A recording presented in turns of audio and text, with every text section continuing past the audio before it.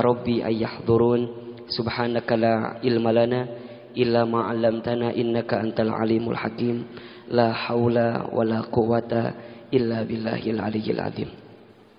Teman-teman yang dirahmati Allah, brothers, sisters, teman hijrah, teman terbaik, tempat terindah.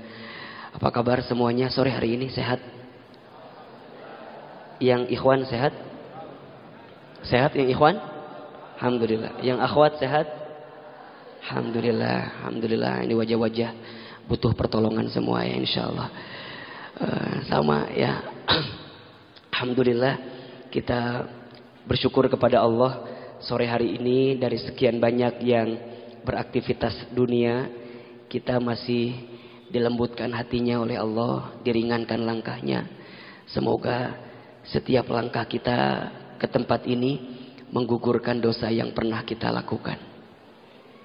Dan kita pun berharap kepada Allah semoga dengan duduknya teman-teman di majelis ilmu seperti ini mengangkat derajat kehidupan kita di hadapan Allah Subhanahu wa taala. Teman-teman sekalian, di antara sifat dan ciri manusia itu, manusia adalah makhluk yang lemah. Manusia itu makhluk yang mudah gelisah. Manusia itu makhluk yang sangat rentan resah dalam kehidupan. Hal ini diutarakan oleh Allah dalam firman-Nya surat Al-Ma'arij ayat 19. Kata Allah, Bismillahirrahmanirrahim, Innal insana khuliqa halu'a. Sesungguhnya manusia itu diciptakan oleh Allah dengan penuh keluh kesah, gelisah, resah, pelit dalam kehidupan.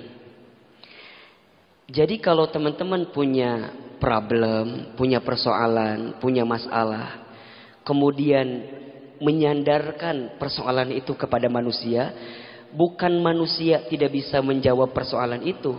Memang hakikatnya manusia itu lemah, tidak berdaya, tidak punya daya upaya. Makanya seringkali kita ucapkan kalimat apa? La haula wala quwata illa billahil aliyyil azim. Kita ini manusia tidak punya daya, tidak punya upaya, tidak punya kekuatan. Yang punya daya upaya itu siapa? Allah. Makanya kalau teman-teman membaca caption kita kemarin misalnya, Ahilman gimana ya? Saya ini punya perasaan, saya ini punya keinginan, tapi seakan-akan sulit untuk bisa meraihnya. Bisa jadi bukan salah perasaan itu, tapi salahnya teman-teman menyandarkan bukan kepada makhluk yang seharusnya disandarkan daripada kebaikan itu. Saya ngasih tips ya kepada akhwat, kalau antum nyari ikhwan, jangan nyari ikhwan yang kalau taklim duduknya nyender ke tembok, jangan.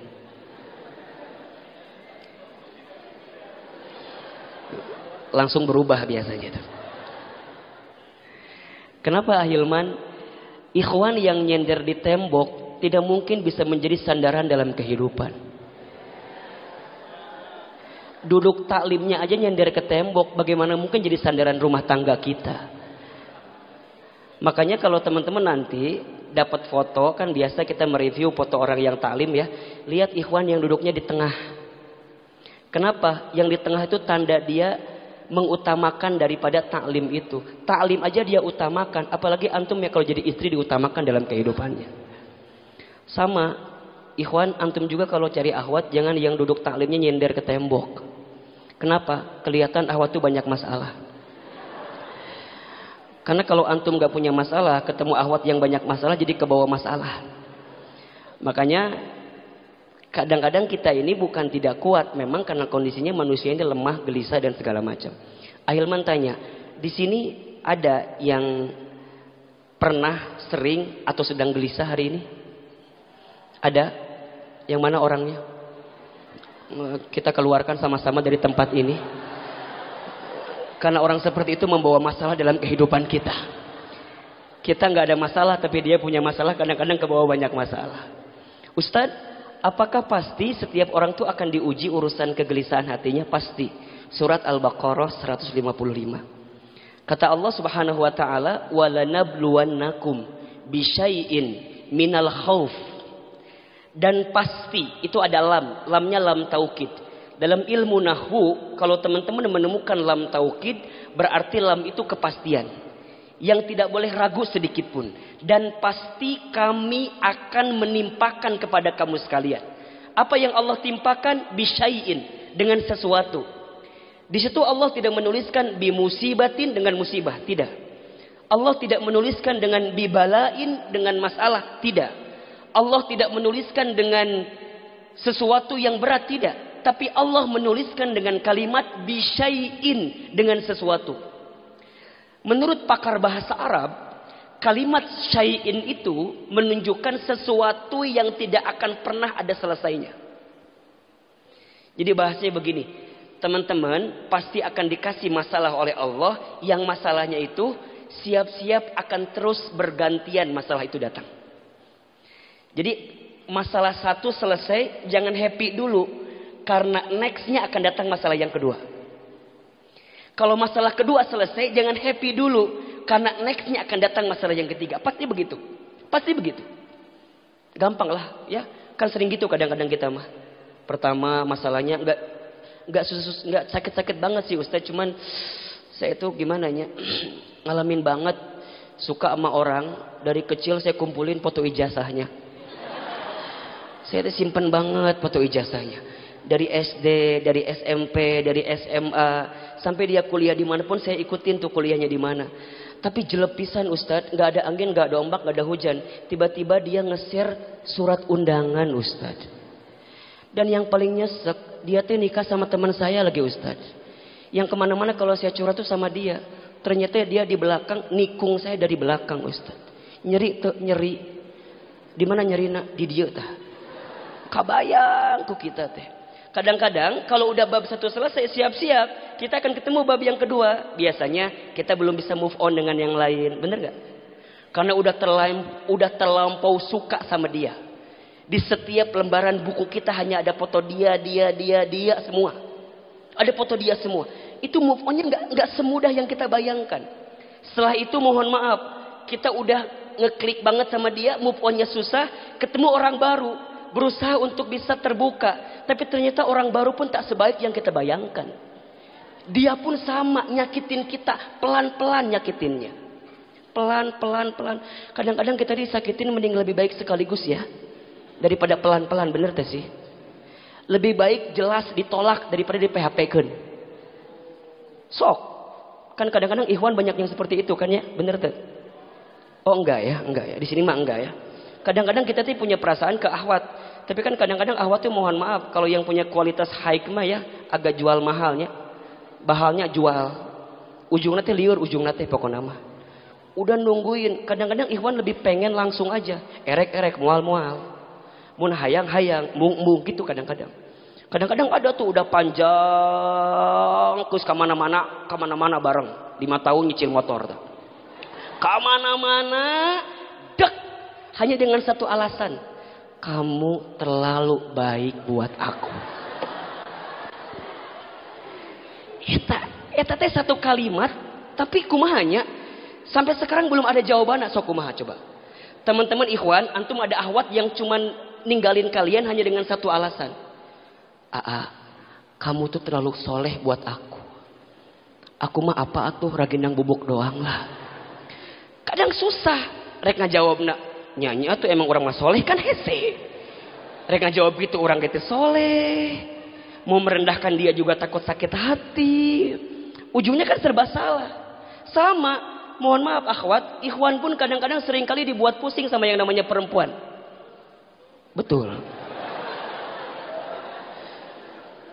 Memang perempuan itu makhluk yang penuh teka-teki. Makanya kalau antum mau deketin akhwat perempuan harus banyak ngisi TTS. Biar terbiasa dengan teka-teki yang dia berikan. Serba salah perempuan itu. Kadang-kadang kalau dia marah. Barengan sama kita naik mobil kan. Apa jawaban dia? Turunin aku di depan. Ku orang tadi diurunkan di rem. Set. Turun. Kamu tega ya.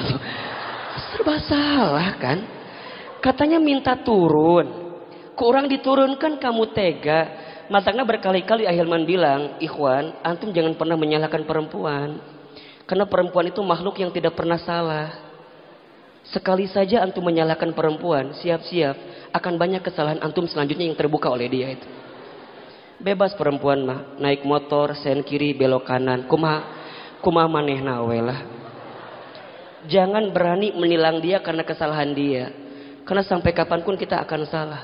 Terus kumaha atuh kalau sudah begitu dua-duanya memusingkan, maka tidak ada tempat yang paling hebat untuk keduanya kecuali meminta pertolongan kepada selain manusia itu.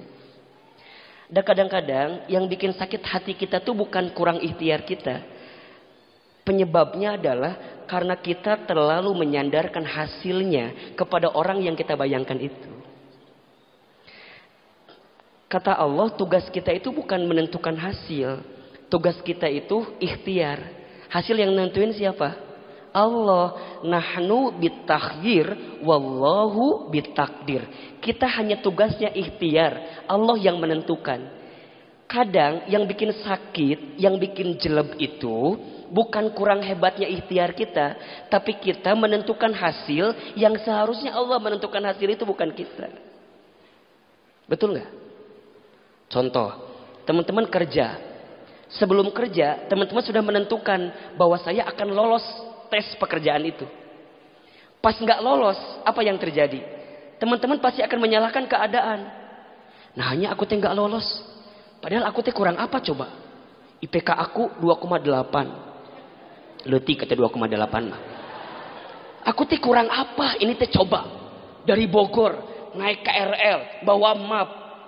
Basuh keringetan, kesangan, interview udah menunjukkan yang terbaik, tapi kok aku nggak lolos ya? Ini mah pasti yang salah tukang interview nah. Ada dengki sama saya kali Ustaz. Mungkin sayanya bla bla bla bla. Ujungnya teman-teman capek, sibuk nyari kambing hitam. Padahal kambing putih juga banyak. Capek. Teman-teman mohon maaf udah datang ke sekian akhwat. Udah teman-teman makan tiap hari tikitu we, milihan foto. Datangin te nu iya nu iya. Pas ngaca teu pantes urang mah Ustaz. Tapi pernah tuh satu kali datang ke rumahnya. Tapi tetap jawabannya mohon maaf. Bahkan pernah satu kali mah aku berusaha untuk mencoba assalamualaikum ukhti. Dia bilang ke saya buaya. Padahal udah pakai salam. Dulu saya nggak pernah pakai salam loh awalnya. Tapi tetap aja. Teman-teman jangan menentukan hasil itu. Karena yang menentukan hasil itu bukan kita tapi Allah. Nah makanya gimana caranya Ahilman agar semua persoalan kita nggak jadi bikin nyesek ke kita, nggak bikin jadi sakit di hati kita, nggak bikin jadi persoalan dalam kehidupan kita. Maka jawabannya adalah minta tolonglah sama Allah. Bukankah dalam sholat kita baca kalimat itu kan? Iyyaka na'budu wa iyyaka nasta'in. Ya Allah, hanya kepadamulah aku menyembah dan hanya kepadamulah aku meminta pertolongan. Berkali-kali loh kita minta. 17 kali dalam sehari yang wajib. Iyyaka na'budu wa iyyaka nasta'in. Tapi lucunya kita seringkali mengucapkan kalimat itu, tapi kenapa sandaran kita bukan lagi Allah tapi yang lain. Seakan-akan teman-teman tuh nggak serius minta tolong sama Allah itu. Seakan-akan teman-teman tuh kayak nggak yakin kalau Allah bisa ngasih pertolongan daripada persoalan kehidupan kita. Maka gimana caranya? Cara kita agar ditolong oleh Allah. Gimana caranya agar dari sekian banyak persoalan kita akan ditolong oleh Allah? Caranya ada 5. Agar kita mampu ditolong oleh Allah. 1, caranya adalah memperbanyak berdoa kepada Allah. Surat Al-Mu'min ayat 60 atau surat Ghafir ayat 60. Kata Allah, "Ud'uni astajib lakum."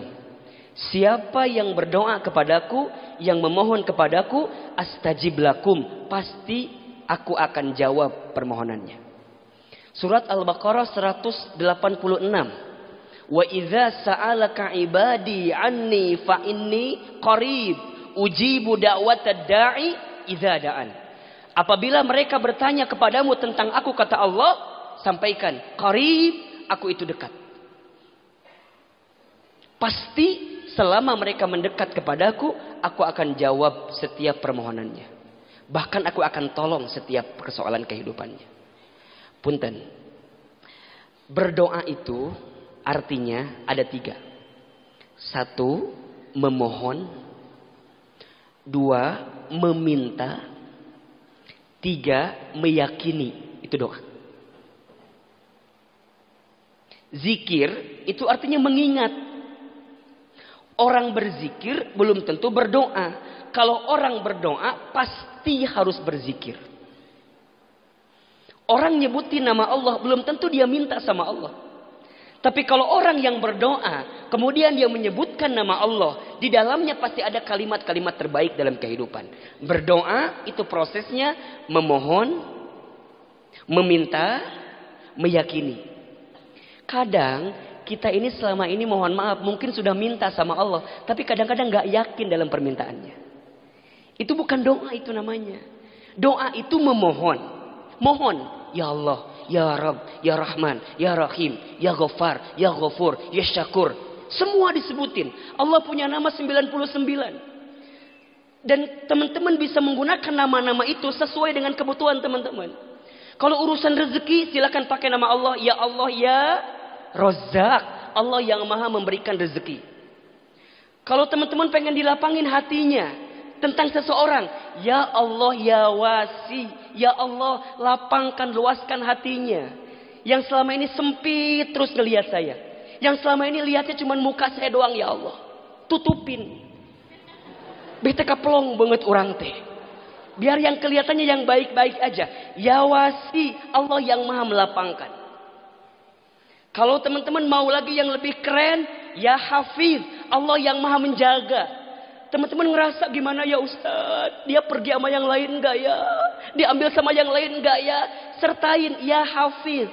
Istri Ahilman itu kalau doa, suka doa ya Allah ya Hafiz, Allah yang maha menjaga. Kan meren maklumnya kalau punya suami kayak gini banyak maklum meren. Nah, gitulah pokok namanya. Kan serba salah kan? Kan casing gini mah banyak yang mau, bener tuh. Ontenya biasa we. Matana istri Ahilman kenapa nggak pernah cemburu, nggak pernah takut, nggak pernah sieun, nggak pernah khawatir? Ya Allah ya Hafiz, kalau istri Ahilman terlalu cemburu, terlalu khawatir, jadi sakit apa enggak? Sakit. Ahilman tuh termasuk ustadz yang barangkali istrinya nggak pernah ikut taklim sama ustadznya. Saya sering kali ajak, Bun, ikut yuk, ikut. Inilah ada si Dede lah, ribet lah. Kenapa sih ayah mau ditemenin sama bunda? Biar ustadz teh, biar ayah selamat dari jeratan nenek-nenek jahat.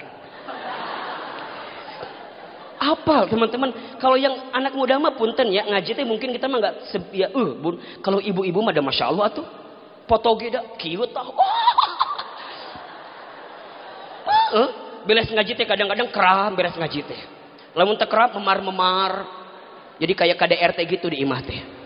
Mata kadang-kadang Ustaz suka pengen, Bun ikut yuk. Tapi istri Ahilman gak pernah mau ikut. Terus saya nanya, Bunda kenapa sih Bunda? Apakah gak pernah takut apa gimana? Kata istri saya, ayah kan kita punya Allah ya Hafid, Allah yang maha menjaga. Jadi teman-teman gak usah khawatir. Ustaz gimana ya aku teh suka sama dia. Tapi kadang-kadang dia tuh gak paham dengan permohonan aku. Takut diambil orang. Tenang, ada Allah ya Hafiz. Teman-teman gak akan ngekang. Kamu di mana sama siapa semalam berbuat apa? Capek. Liar kan kalau gitu makan. Kan adanya teman-teman mohon maaf dulu waktu kita masih jahiliyah, masih ingat saya tuh. Dulu waktu masih jahiliyah banget, kita waktu masih sering chattingan ya, pacaran, kan suka ditanya, kamu lagi apa, di mana, sama siapa. Padahal kita tuh baru selesai makan. Karek parkirkan motor, kamu sudah sampai mana? Nepi garasi. Saking ku takut eta kehilangan. Sok coba teman-teman punten ya, akhwat punten, ikhwan punten. Kalau teman-teman sekarang lagi ta'aruf, tapi terlalu ketakutan kehilangan, pasti akan kehilangan. Yang seringkali membuat kehilangan itu karena kita takut kehilangan. Makanya rumusnya adalah kalau kita tidak ingin merasakan kehilangan, jangan pernah merasa takut kehilangan. Biarin aja. Kenapa harus takut sih? Sesuatu kalau bukan milik kita nggak akan pernah jadi milik kita. Sesuatu kalau memang jadi milik kita dengan cara apapun pasti jadi milik kita. Mual siun, mual takut, dia bikin status, pasti aya nanaon ya. Wah, woi. Wah, woi. Stres, liar. Teman-teman baru kerja, ada teman kita yang caper banget sama bosnya. Caper pisan. Nanaon si eta deui, nanaon si eta deui, nanaon si eta deui. Kita ngerasa, ya Allah, perasaan kita lebih senior dibanding dia, tapi kok dia yang lebih diamanahkan sama bos saya? Kalau teman takut kehilangan kerjaan itu, teman-teman akan iri sama dia. Ujungnya jadi sakit, ujungnya jadi benci sama dia. Dan kadang yang bikin kita sakit hati itu bukan kurangnya bahagia hidup kita, tapi karena terlampau banyak ketakutan kehilangan apa yang bukan jadi milik kita. Dan kadang-kadang kita masuk gitu atuh. Tetangga beli kulkas, orang panas tiris. Nanti nyambung, panas tiris. Tetangga beli kulkas. Tetangga beli kompor gas, orang kebakaran. Kan teu nyambung. Tetangga beli mobil, orang katabraknya. Nya atuh, diukna di harapan mobil katabrak. Kadang-kadang teman kita yang nikah, kita yang jadi ambeien. Kumahanya. Pasti sibuknya. Kadang-kadang ada teman taklim kita yang kemana-mana bareng, tiba-tiba dia ngasih undangan sama kita. Yang kalau taklim itu bareng sama kita terus. Terus dia bilang gini, Dek, saya udah ada yang ngelamar loh. Masa? Kok nggak bilang-bilang sih? Kita kan CS banget. Kalau kamu nikah aku sama siapa dong? Kamu kan tebengan aku. Kita tuh jadi ngerasa sedih begitu. Teman-teman, harusnya kalau orang lain bahagia, kita juga harus bahagia. Karena bahagia sesungguhnya itu adalah saat kita melihat orang yang kita sukai itu bahagia. Jadi kalau teman-teman ada mantan dulu yang menikah sama orang lain, harusnya kita merayakan dengan kue. Yes, akhirnya dia menikah juga. Berarti dia sudah move on. Berarti selama ini yang menghalangi jodoh saya datang ke saya, kan bisa jadi doa-doa dia, bener tuh? Dan dia sudah selamat. Selamat ya, datang. Makanya mohon maaf Ahilwan suka merekomendasikan kalau teman-teman diundang oleh mantan, datang. Malah kalau bisa jadi panitia. Hai. Panitia orang yang jadi panitia. Biar lebih kejam, panitianya bagian rumah wadah. Kesel saeutik balangkeun piringna.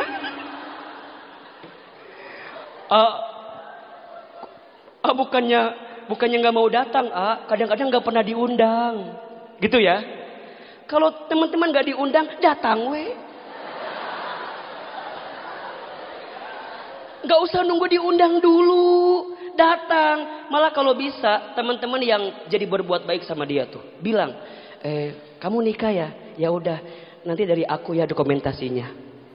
Aku yang nyiapin foto kamerana, nges moto ke orang dibakar kabeh. Biar nggak ada lagi kenang-kenangan pernikahan. Ini bisa nih.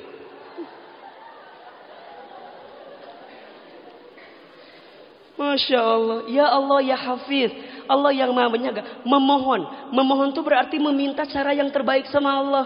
Dan kadang-kadang teman mintanya nggak langsung yang dengan cara terbaik kan. Kadang-kadang minta semauna kita we, pas butuh baru minta. Malah kalau hebat yang hebat adalah teman-teman minta di saat lagi nggak butuh, itu keren banget. Kita mah kadang-kadang sujudnya lama, pas udah diputusin lama sujudnya. Ditanya lama amat sujudnya, jangan, justru teman-teman harus agak lebih lama dengan Allah di saat lagi lapang.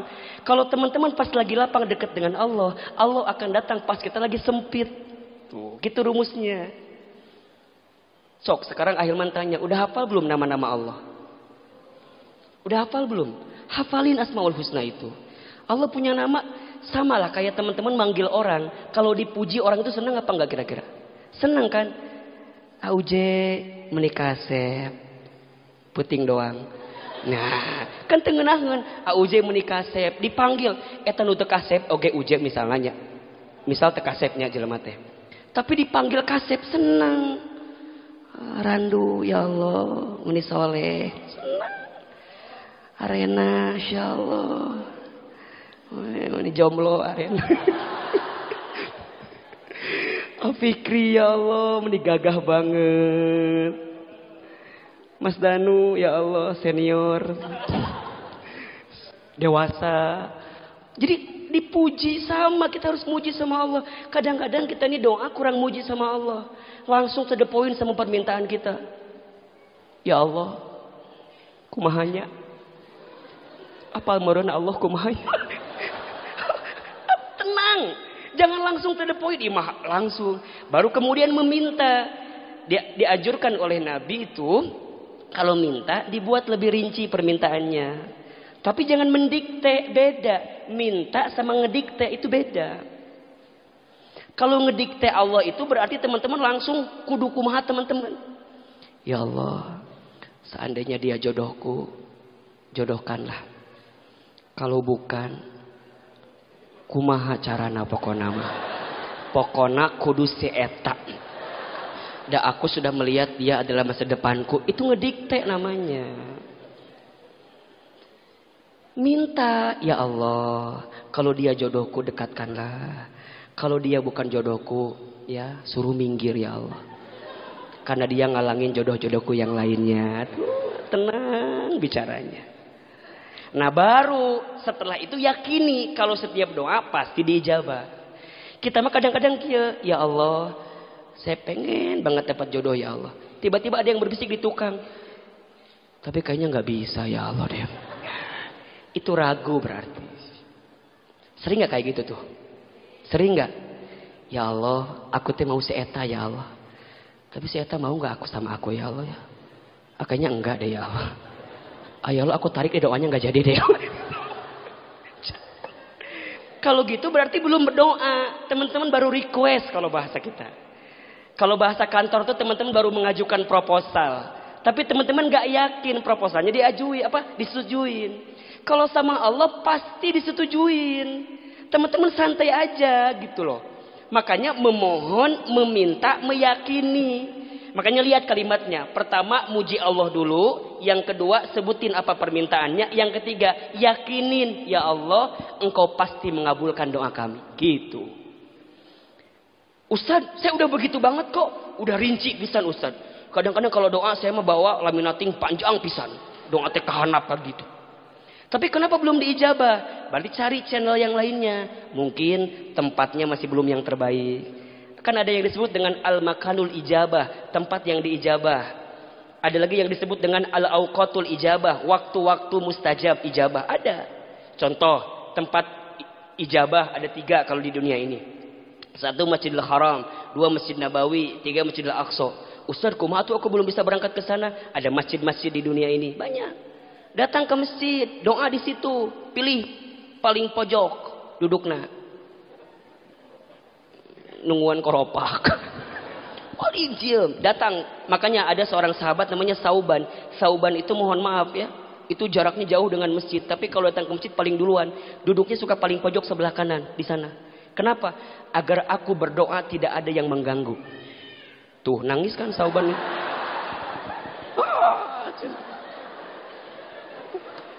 Ada tempat mustajab. Ayo di masjid. Makanya mohon maaf teman-teman. Kalau duduk di majlis taklim seperti ini. Ulah loba ngomongkan batur.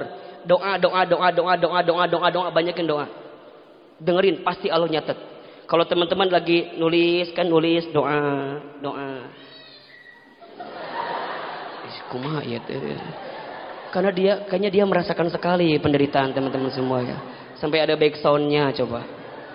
Nah kalau tempat sudah naikin waktu mustajab. Kapan waktunya? Banyak sekali. Sepertiga malam. Akhirnya berapa kali bilang tuh. Terus waktu antara azan ke qomat. Qomat ke sholat. Jadi pas nungguan qomat sholatnya lain. Iya mah kadang-kadang ngobrol ngagosip. Ulah jempling. Lalu diajakin ngomong. Kela, aduh ahulah maneh. Angkat. Sok sebutin di sana. Sujud terakhir. Ketika sholat sunnah sendirian. Lain pas sholat berjamaah jadi imam. Lila sujudna. Cek batur teh imam loba masalah pasti. Lila teuing sujudna. Pilih ke lagi salat sunnah sendirian, banyakin doa di situ. Salat sunnah ya. Kapan lagi Ustaz? Hari Jumat, asar ke maghrib mustajab waktunya. Setiap ba'da salat Assalamualaikum, assalamualaikum, astagfirullah 3 kali, doa yang kencang di situ. Di majlis ilmu, doa di situ. Lagi safar, doa di situ. Lagi dizolimi, doa di situ. Ingat teman-teman, ada 3 doa yang mustajab tuh. 1, musafir, orang yang bepergian. 2, as-shaim, orang yang sedang puasa. 3, al-mazlum, doa orang yang dizolimi. Makanya teman-teman kalau 3-3-nya dapat, itu doanya kencang pisan. Ker di jalan, puasa, dizolimi. Eta mah. Matangna akhir mah sok hati-hati tuh sama orang yang lagi puasa, biasanya lagi dizolimi itu biasanya tuh. Makanya khawatir tuh. Teman-teman pergi ke kantor, doa di situ, ijabah. Jadi cari tempat-tempatnya. Oke, pertama kalau mau ditolong oleh Allah, banyak berdoa sama Allah. Doa tadi artinya apa? Memohon, meminta, meyakini. Kalau sekarang teman-teman udah merasa berdoa tapi nggak yakin dengan doanya, berarti belum doa. Itu baru sekedar request, proposal, yang kita nggak yakin kalau kita akan diberikan jawaban itu. Yang kedua, kalau ingin ditolong Allah, maka tolonglah Allah. Surat Muhammad ayat 7. Ya ayyuhalladzina amanu in tansurullah yansurukum wa yuthabbit aqdamakum. Wahai orang yang beriman, jika engkau menolong Allah, maka Allah akan menolong kamu sekalian. Dan Allah akan meneguhkan kedudukan kamu sekalian. Ustadz, gimana nolong Allah itu? Kok nolong Allah? Berarti Allah butuh pertolongan? Bukan. Nolong Allah itu artinya teman-teman menitik beratkan semua aktivitas kehidupan untuk Allah. Berikan yang spesial untuk Allah, maka Allah akan spesialkan kita. Berikan yang istimewa untuk Allah, maka Allah akan mengistimewakan kita. Berikan sesuatu untuk Allah, maka Allah akan berikan sesuatu kepada kita. Tolong agama Allah. Dakwah contohnya. Teman-teman misalnya, pengen gak, Ahilman nanya begini. Pengen gak teman-teman bantu di dunia dakwah? Mau apa enggak? Semua orang punya peran masing-masing. Teman hijrah, ini butuh teman-teman semua. Ahilman butuh teman-teman semua. Teman-teman mungkin tidak bisa megang mic di depan mimbar ceramah, mungkin gak bisa. Tapi teman-teman bisa nolong agama Allah dengan cara berkontribusi untuk dakwah di jalan Allah. Maka teman-teman punya pahala seperti halnya orang yang megang mic menyampaikan kebaikan di sana. Ini masangin ini berat, iya. Bisa jadi mohon maaf, yang masangin ini pahalanya lebih besar daripada Ahilman yang berceramah seperti ini. Teman-teman yang masang tirai, mungkin pahalanya lebih besar daripada Ahilman yang berceramah di depan. Teman-teman mungkin nanti yang ngedarin keropak infak, mungkin pahalanya lebih besar dibanding orang yang ceramah di depan ini. Teman-teman yang duduk, kemudian mendukung, yang hanya sekedar nge-share kui doang. Kui we doang. Nges diberi giveaway ge, kui we kui doi. Titah giveaway ini kata-kata kui doang. Bisa jadi dia pahalanya lebih besar. Kenapa? Karena mungkin hatinya lebih bersih daripada kita yang berceramah di depan seperti ini. Maka jangan sepelekan bantu agama Allah.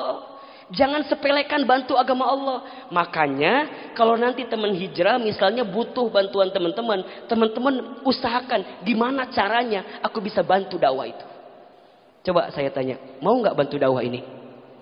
Mau nggak bantu dakwah ini? Mau bantu dakwah ini? Dengan cara apa? Banyak caranya.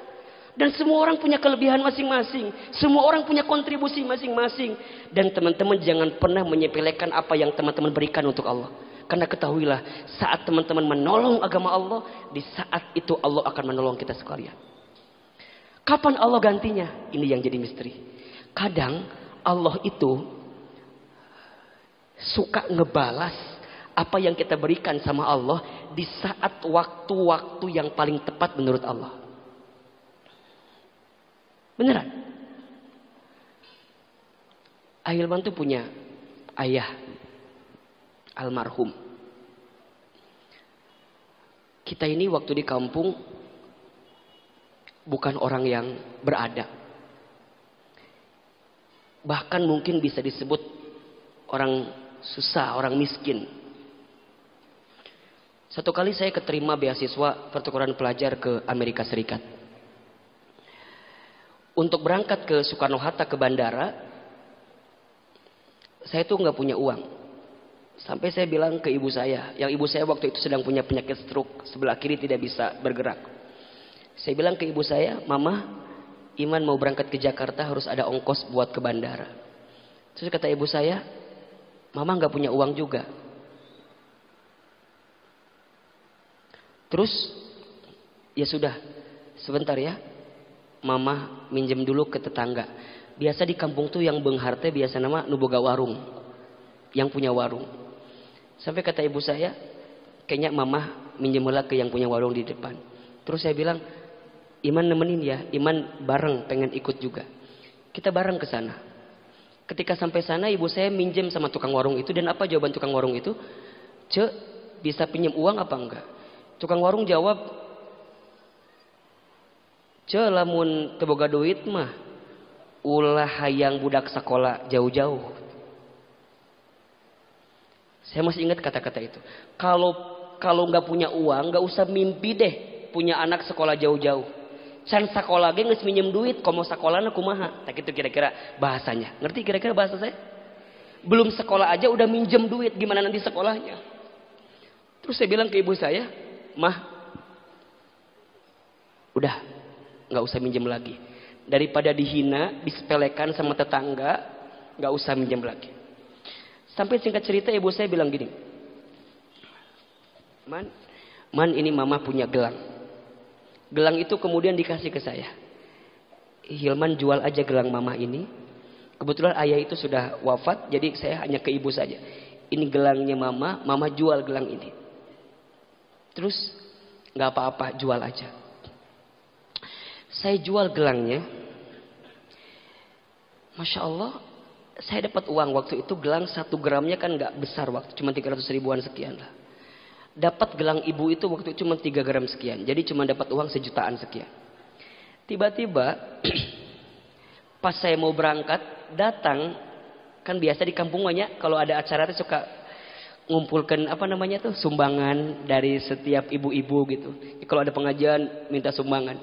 Ibu saya teh almarhumah, karena dulu almarhum ayah kalau setiap ada pembagian yatim piatu, kalau ada apa-apa pasti yang paling pertama ngebantunya. Maka saat itu datang di saat kondisi saya butuh uang, kemudian dia kasih ke orang yang minta sumbangan itu.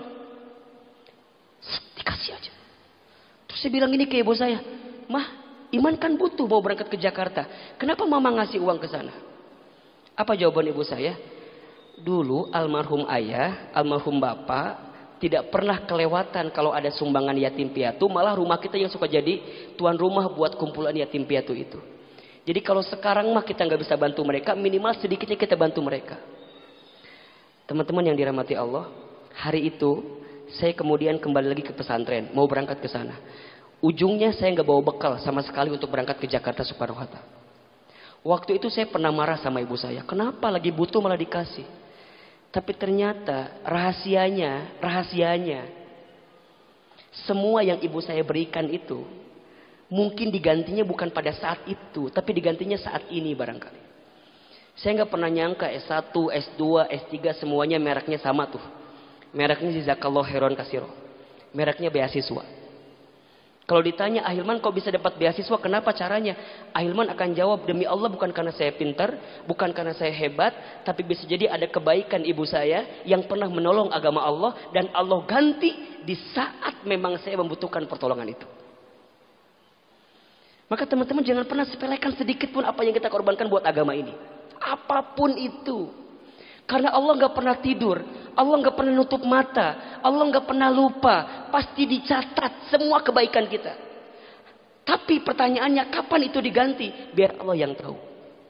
Ulah kieu ieu mah geus infak sedekah teh, infak pasti diganti, isuk pasti diganti ya. Ulah, kalau teman-teman ngarepin digantinya besok, teman-teman nggak dapat gantinya. Biarin itu jalannya, biarin aja kapan. Teman-teman akan datang masa-masa di mana kebaikan itu akan datang ketika teman-teman gak sadar kalau itu datang kebaikan buat teman-teman. In tansurullah yansurukum. Siapa yang menolong agama Allah, maka Allah akan menolong diri kamu sekalian. Wa yusabbit aqdamakum. Bahkan Allah meneguhkan kamu sekalian. Berarti Ahilman, gimana tahapan selanjutnya? bertakwa kepada Allah. Apa itu takwa? Melakukan semua perintah Allah, meninggalkan semua larangan Allah. Itu aja. Apa yang Allah senengin, lakuin. Apa yang Allah benci, tinggalin. Itu aja, simple. Allah seneng nih begini, lakuin. Allah nggak suka nih begini, tinggalin. Allah senang kita berbakti sama orang tua, lakuin. Allah senang kita berbuat baik sama orang, lakuin. Allah senang kita ibadah, lakuin. Allah senang kita amal soleh, lakuin. Allah nggak senang kita ngomongin orang, tinggalin. Allah nggak senang kita ngegibah, tinggalin. Allah nggak senang kita berzina, tinggalin. Allah nggak senang kita mabuk, tinggalin. Allah nggak senang kita berbuat salah, tinggalin. Semua orang yang bertakwa kepada Allah, melakukan yang baik-baik, pasti Allah akan balas dengan kebaikan-kebaikan. Wa may yattaqillah yaj'al lahu makhraja. Barang siapa yang bertakwa kepada Allah, saat dia sulit pun yaj'al lahu makhraja. Allah akan buka jalan keluarnya. Teman-teman pernah nggak begini tuh? Pas kita lagi dalam keadaan sulit, kayak ada aja jalan keluarnya. Pernah nggak kayak gitu? Pernah nggak? Tanpa disadari, sebenarnya itu rangkaian dari setiap kebaikan yang pernah teman-teman tanam atau orang tua teman-teman tanam. Pasti. Saya pernah ingat banget tuh, waktu tes ke luar negeri, misalnya waktu saya ke Tripoli University ke Libya Timur Tengah. Itu yang interview saya itu masih ingat, Ustadz Adi Hidayat yang interview saya. Karena beliau kakak kelas saya waktu di pesantren. Ustadz Adi itu nanya ke saya, nah, Hilman, ya, saya kan beda 5 tahun dengan beliau. Hafal Quran berapa juz? Saya bilang ya lumayan lah, berapa? 10. Oh ya udah. Terus dites ya, dites. Masya Allah, itu yang keluar ketika dites bacaan-bacaan yang saya hafal. Saya bilang, kenapa yang keluar yang saya hafal? Kok bisa digerakkan tesnya sesuatu yang saya hafal? Kenapa nggak yang lain? Kan banyak 10 juz itu. Yang dibaca Al-Baqarah 155 saya hafal tuh. Lanjutin. Walanabluwannakum bisyai'in minal khawfi wal ju'i wa naqsin minal amwal wal anfusi wath thamarati wa basyiris sabirin alladzina idza asabathum musibah qalu inna lillahi wa inna ilaihi raji'un ulaika alaihim salawatu mir rabbihim wa rahmah wa ulaika humul muflihun. Dibuka lagi, lanjut lagi, la yukallifullah. Jadi semua yang dibuka tuh yang saya hafal. Bisa jadi saya tuh nggak hafal 10 juz sebenarnya. Cuman pas yang dibuka tuh yang saya hafal. Sama kayak teman-teman nanti, tunggulah keajaiban-keajaiban itu saat datang ke tempat orang yang kita sayangi misalnya. Teman-teman datang ke rumah calon perempuan. Teman-teman itu dikenal kalau ngomong tuh gagap gempita. Hese ngomong teh, gagap tuh bisa. Tapi qadarullah pas datang ke rumah ayahnya, eta meni lancar. Teman-teman akan datang pertolongan Allah di saat kita nggak pernah tahu itu. Kalau kita tahu Allah nolong kita kapan, kita mungkin nggak usah nolong Allah, bener nggak? Ah pasti Allah nolong, kalem we. Tunggu keajaiban-keajaiban itu.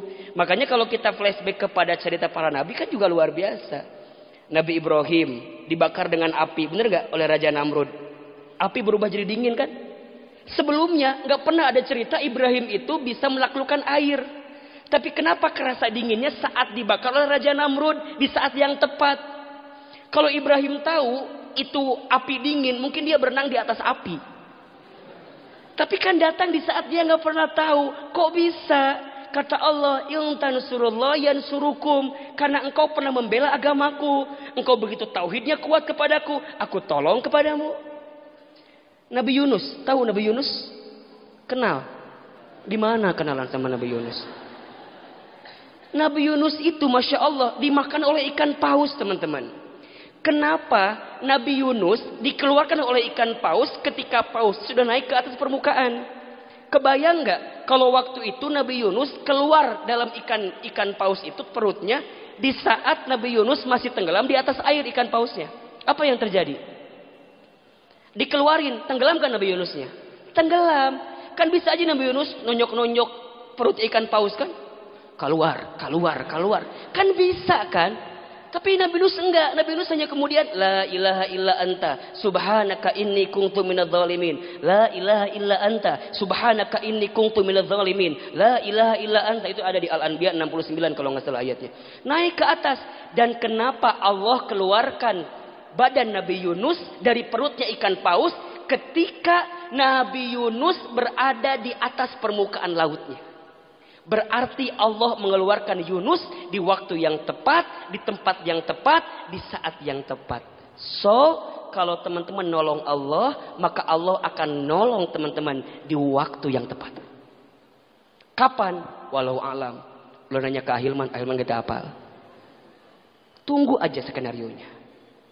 Tugas kita apa? Sekarang Ahilman tanya, udah berapa banyak teman-teman nolong agama Allah? Udah berapa banyak amal teman-teman di hadapan Allah? Udah berapa banyak teman-teman berkorban untuk Allah? Kalau masih dikit, mohon maaf.